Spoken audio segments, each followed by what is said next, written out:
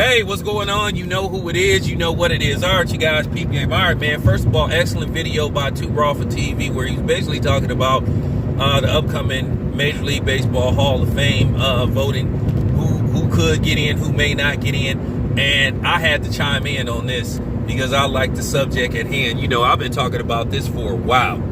And one of the people that he mentioned, or the two people that he mentioned that are basically in their last hurrah, their last year eligibility to get voted into the Hall of Fame. If not, then they have to wait for all so long for the Veterans Committee to vote to be. Basically, they may not get voted in until they're dead. And I'm just keeping it a buck. Now, with that being said, we all remember the great Barry Bonds. Barry Bonds was one of the greatest baseball players I ever seen in my life.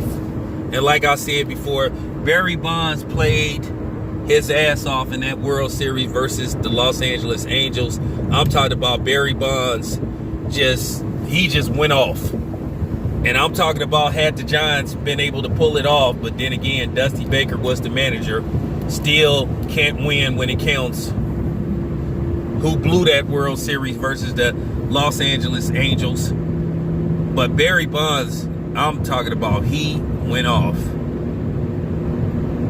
You know, I mean, he went bananas. But they ended up losing the series anyway. And I thought that was Barry Bonds' best chance to get him a ring. And Barry Bonds retired, becoming one of the greatest baseball players ever to not win a ring. And I'm talking about, it was there. It was right there. And it got away, from him.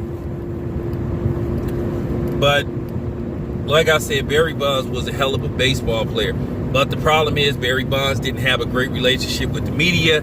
He was very standoffish, condescending, and flat out disrespectful towards the media. He just didn't like him. He just didn't like him for stuff that they, allegedly wrote about his father when he was young. So Barry Bonds just had it in for the media. He just didn't like them. So, what could I say? But, yeah. Now, when it comes to Roger Clemens just, man. I mean, Roger Clemens was just something else, man. I mean, it was more Roger Clemens' antics than, him not talking to the media, because he would talk to the media, but it was just some of his on-field antics. That shit that he did in the World Series where Mike Piazza hit that ball and the bat broke, and Roger Clemens grabbed the bat and threw it towards Mike Piazza, and everybody looked at Roger Clemens. I'm talking about, they was going off on that dude. Like I said, the announcer's act was Roger Clemens out of his mind. And then Roger Clemens, a lot of people thought he was a coward because Roger Clemens would throw at certain ball players. And particularly Mike Piazza. For some reason, he didn't like Mike Piazza. But then when interleague play would come, then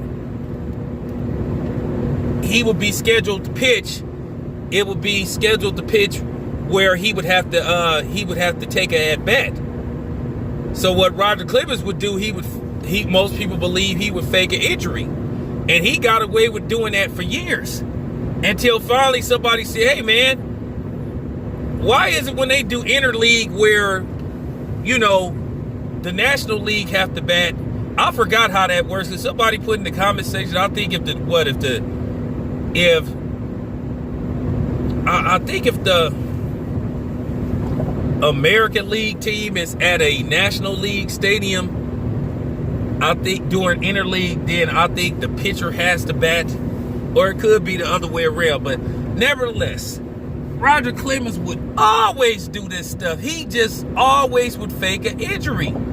And people was like, man, this dude is a coward. And he got away with that for years.